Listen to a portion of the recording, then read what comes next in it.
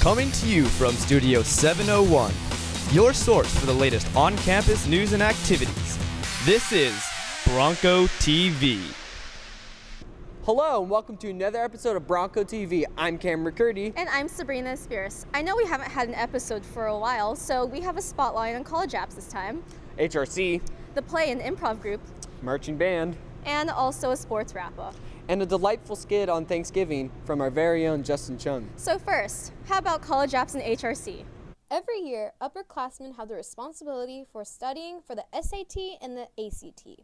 It is critical to do well on these tests in order to apply to the colleges you desire. For next year's seniors, I really just say get your college apps done early. Like, don't wait till the deadline to apply. But if you want to go directly to a four-year college, you do have to take the SAT or the ACT. Either one is best, and they will take your higher score from either test. But if you're going to go to a community college and plan on transferring to a four-year school, they look at your community college grades, and they don't look at the SAT scores. It always helps if they take a SAT preparation class. Our district offers one here at the different high schools throughout the district, and it's a 30-hour course, and it costs about $325. Revolution also has a course, and Revolution's cost is about $600, so there's a big difference. I've taken classes here on campus to help me study for the SAT. They really helped me manage my time when I'm taking my tests for each section, especially math. And the essays as well, I found that the classes really helped me get my thoughts onto paper in a concise way. HRC is all about students. It's about students empowering each other. It's about students taking a risk, coming in here, not really knowing what's going on, but walking in here probably with their own preconception of what's about to happen, but walking out of here as different people. I became an HRC facilitator because I really like being able to spend a lot of time with the people in my class that are facilitators, and I really like meeting new people and spending time with sophomores. Success is not where you end up. Success is where you started from. And so for these people at this school, for the people who came here as sophomores to get up and go meet someone, they're extremely successful. For them to, not tease someone, not laugh at them, they're successful to me. Keith Hawking's a really good speaker because of the fact that you can tell that he genuinely cares about the people that he's speaking to, and he really understands the hardships of life and the hardships of being a high school teenager. People walked out of here going, let me think about what I say to people and how I treat people. Let me forgive people who treated me bad, and I hope they forgive me for treating them bad. Today at HRC, one of the things we talked about was what you give out is what you're going to get back. And if this school realized that, I think people would be a little more nicer to each other. Thank you to all the juniors and seniors that participated in being an HRC facilitator. Yeah, it takes a lot of courage to do that. Cameron. Oh, sorry, I was thinking about music. You can't think about music. You either hear it or you don't. Well, then I can hear it. Okay. Wait, aren't those the lines to Eurydice? Okay, you got me. Oh, well, speaking of Eurydice, we actually got the chance to interview a few actors. And interview some people on our improv team. And Royal Regiment. Let's check it out. With the curtain call of the fall play, many of our performing Broncos are looking for more activities to channel their inner artistic abilities. This problem is quickly resolved with the creation of the RBHS improv team, The Awkward Situation. So the beginning of the semester we had tryouts, and I chose 15 kids to join the team. We have been learning a series of short form style games, meaning competition style between, we split into two halves and we play against each other. Everything that we do is just based on what the audience gives us. It's all on the spot, nothing scripted. Definitely take someone open, not afraid to be crazy. Things can get weird in improv practice, but also someone who's a team player and isn't just there to show off. Well, there was a teacher a while back who used to do this and go to school here. Apparently that collapsed, so we brought it back this year. Yep. With Amanda being our coach, who's over there. Can't see her. You have to try out, but yes, anyone can try out for the team. We have tryouts at the beginning of every semester, so there's always opportunities for people to join the team and come play with us. Thanks for the insight, improv team. We are excited to see what other laughs you have in store for us.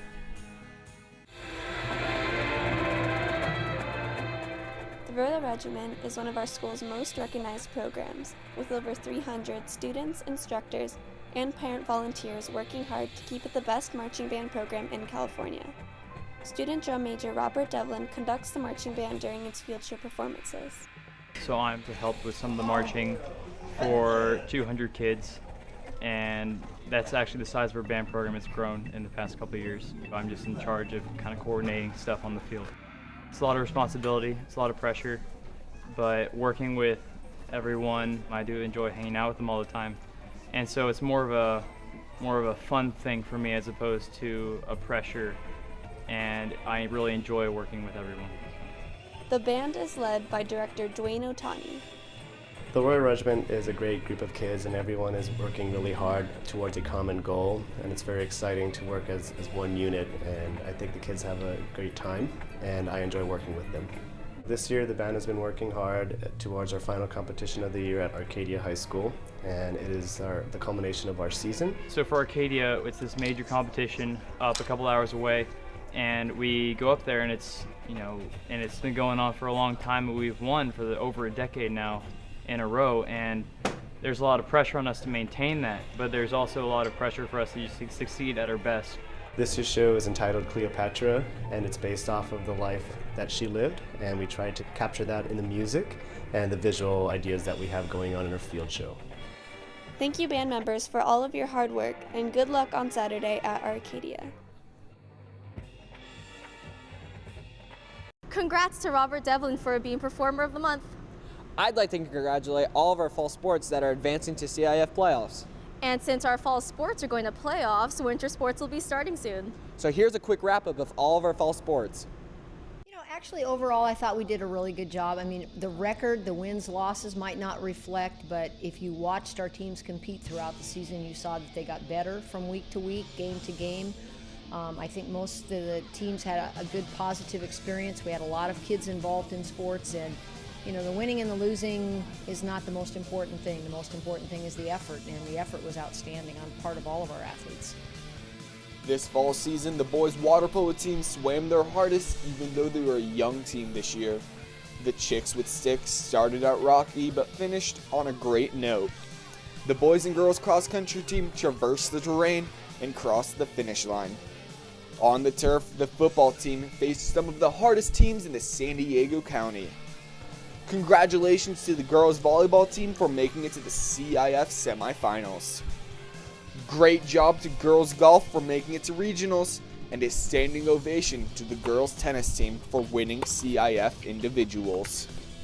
I'm very excited about the winter season. I think that we're going to see improvement across the board in all of our sports from maybe what we saw last year.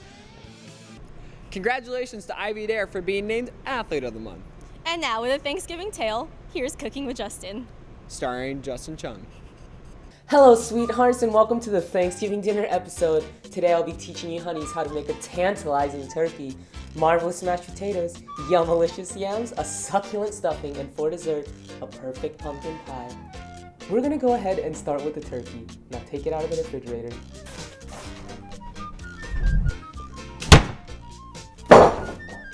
Now brush your turkey with a little butter and some of my secret ingredient, eggs.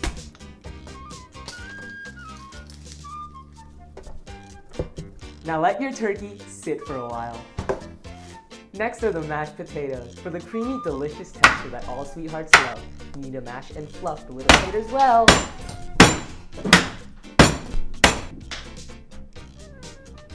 Now that we've picked up all them taters, add a little butter and milk and churn it real well. Now you're ready to give it a nice cook.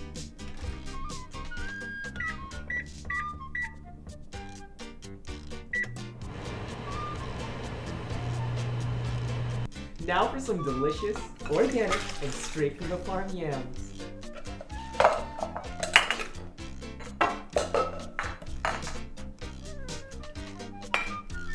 Now add some marshmallows and cinnamon. Now finally, the pumpkin pie. Take your crust and add the pumpkin essence. Add some whipped cream.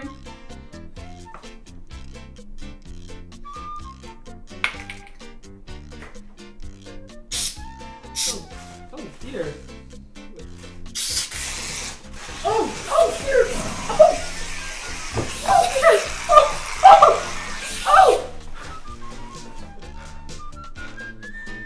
that that's over with, let's get back to the show.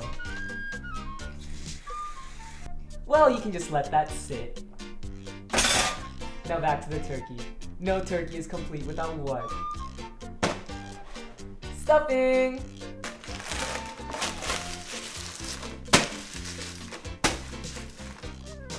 Perfect. Now we can put the turkey, pumpkin pie, and yams into the oven. Set it to about 450 degrees and wait for about an hour.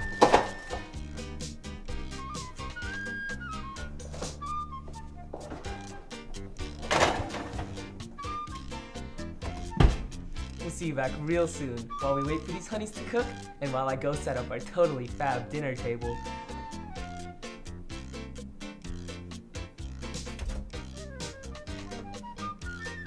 Oh my goodness.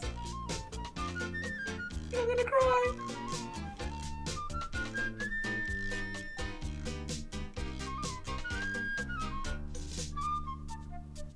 I hope you honeys' Thanksgiving meal turned out as beautifully as mine. We'll catch you next time, sweethearts. Well, that concludes this episode of Bronco TV. Thanks for tuning in, guys. I'm Sabrina Spiris. And I'm Cameron Curdy. Be sure to check us out on Facebook. And like it. Bye. Bye.